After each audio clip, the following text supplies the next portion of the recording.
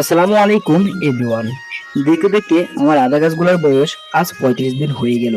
আদা গাছগুলা রোপণ করার সময় মাটি থেকে শুরু করে আদার বীজ লাগানো পর্যন্ত সম্পূর্ণ কিছুই ভিডিওর মাধ্যমে দেখানো হয়েছে আপনাদেরকে। যদি আপনি দেখে না থাকেন তাহলে দেখার অনুরোধ থাকবে আপনার কাছে। তো আজকে আমরা আলোচনা করব 30 থেকে 40 দিন বয়সী আদা গাছের কিভাবে যত্ন নিতে হয়, 30 থেকে 40 দিন বয়সে আদা গাছের কিভাবে সার প্রয়োগ করতে হয়, এবং 30 থেকে 40 দিন বয়সী আদা গাছের কি কি রোগ হয় এবং তা কিভাবে প্রতিকার করতে হয়, এবং 30 থেকে 40 দিন বয়সী আদা গাছের কি করা যাবে না, সবকিছুই থাকছে কিন্তু আজকের এই ভিডিওতে। সো ভিডিওটি স্কিপ না করে সম্পূর্ণ দেখার অনুরোধ থাকবে আপনাদের কাছে। তো চলুন আমরা শুরু করি কিভাবে আদা গাছের যত্ন নিতে হবে। আদা লাগানোর পর থেকে 30 দিনের গাছের মাটিগুলা সাধারণত বসে যায় বা হিলে যায়, তাই প্রথমে আদা গাছের গোড়া থেকে মাটিগুলাকে আগলা করে দিতে হবে। যেহেতু বয়স 1 মাস হয়ে গিয়েছে, তাই রোপণ করা কন্ডাগুলো অথবা বীজগুলো নষ্ট হয়ে নতুন করে শিকড় গজাতে শুরু করে। তাই সতর্কতার সহিত মাটিগুলো আগলাতে হবে যাতে গোড়ায় কোনো প্রকারে আঘাত অথবা ক্ষতি না হয়। প্রায় আজ 1 মাস হয়ে গিয়েছে, তাই এগুলাতে আগাছা জন্মাবে, এটাই স্বাভাবিক। সেজন্য অবশ্যই আদা গাছগুলার গোড়া থেকে আগাছাগুলো পরিষ্কার করে দিতে হবে। যদি বর্ষাকাল হয় তাহলে তো পানির কোনো প্রয়োজন নাই, আর বর্ষাকাল না হলে অবশ্যই পানি দিতে হবে। আদা গাছ সাধারণত পানি বেশ পছন্দ করে, কিন্তু বেশি পানি হলে বা পানি জমে গেলে আদা গাছগুলা মারা যায়। তাই নিয়মিত পানি দিতে হবে, তবে খেয়াল রাখতে হবে আদা গাছের গোড়ায় যাতে পানি না জমে। যদি বেশি রোদ পড়ে আদা গাছের গায়ে তাহলে আদা গাছ মারা যাওয়ার সম্ভাবনা থাকে বা ভালো একটা ফলন আসে না। তাই আদা গাছগুলাকে বেশি যাতে রোদ না পড়ে এমন স্থানে রাখতে হবে। তবে হ্যাঁ, বেশি আবার ছামাও রাখা যাবে না। আপনি যে কোনো বড় একটি গাছের নিচে। এখন আসুন কি কি সার প্রয়োগ করতে হবে 30 থেকে 40 দিন বয়সী আদা গাছে। এখন যেহেতু আদা গাছগুলাতে নতুন শিকড় বের হইতেছে এবং এগুলা থেকে আদা জন্মাবে, তাই গাছগুলাতে খাদ্য দেওয়া অপরিহার্য বা গুরুত্বপূর্ণ হয়ে পড়ছে। প্রত্যেকটা বস্তায় 200 থেকে 300 গ্রাম কম্পোস্ট সার বা গোবর সার দিতে পারেন। তবে হ্যাঁ, খেয়াল রাখতে হবে গোবর সারগুলা যেন অনেক দিনের পুরনো হয়। এই গোবর সারের কারণে মাটিটা ঝুরঝুরে থাকবে এবং আদাগুলা বেড়ে উঠতে অনেকটা সাহায্য করবে। তাছাড়া খাদ্য হিসেবেও ব্যবহৃত হবে গাছের। মাটিকে আগলা করার পর তার ভিতরে 5 থেকে 6 গ্রাম ইউরিয়া সার দিয়ে দিবেন, যা গাছকে লম্বা ও পাতা গজানোতে সাহায্য করবে এবং প্রচুর ফলন হতেও সাহায্য করবে। এবং কিছু পরিমাণে টিএসপি দিয়ে দিবেন, যেমন 5 থেকে 6 গ্রাম।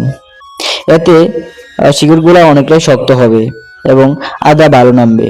বসার চারদিকে গর্ত করে বাল নাড়ার মতো তৈরি করে তোর ভিতরে টিএসপি ইউরিয়া সার দিয়ে দিতে হবে যাতে গাছের শিকড়ের সাথে না বাঁধে বা না লাগে। তারপরে উপরে দিয়ে কম্পোস্ট সার বা গোবর সার দিয়ে দিতে হবে সুন্দর করে। তারপরে পুনরায় মাটি দিয়ে আবার গুঁড়ে দিতে হবে।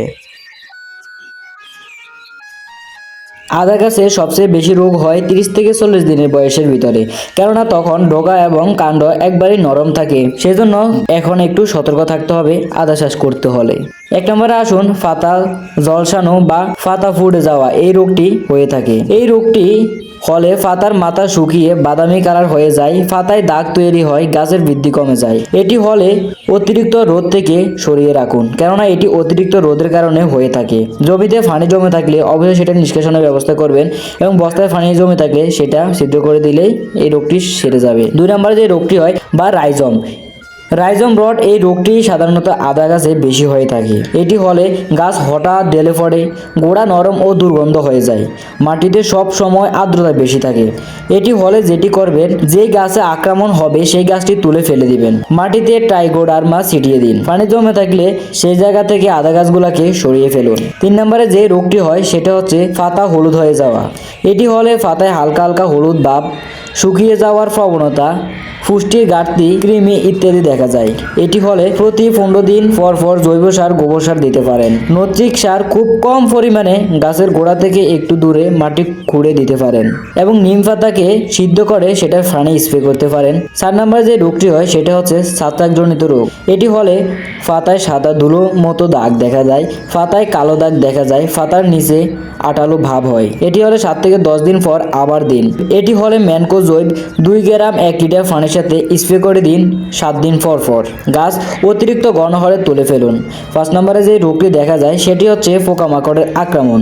পোকামাকড়ের আক্রমণ করলে পাতাকে ছিদ্র করে ফেলে, পাতার ভিতর সাদা রেখা টানা, নতুন পাতা কুঁকড়ে যায় ইত্যাদি হলে নিম পাতার তেল বা নিম পাতার পানিকে স্প্রে করে দিতে পারে। সাধারণত এতগুলা রোগ আদা গাছে হয়ে থাকে না, তবে হ্যাঁ স্থান ভেদে বা জায়গা ভেদে রোগগুলা হয়ে থাকে।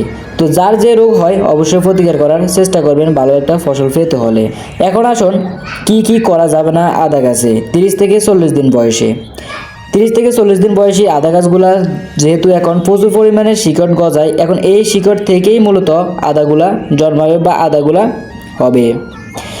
তাই অবশ্যই খেয়াল রাখতে হবে যাতে এই শিকড়ের মধ্যে অতিরিক্ত পানি না জমে এবং সার প্রয়োগের সময় এই শিকড়ের মধ্যে যাতে সরাসরি ইউরিয়া সার না লাগে এবং কীটনাশক ব্যবহার করার সময় অবশ্যই সতর্কতা থাকতে হবে।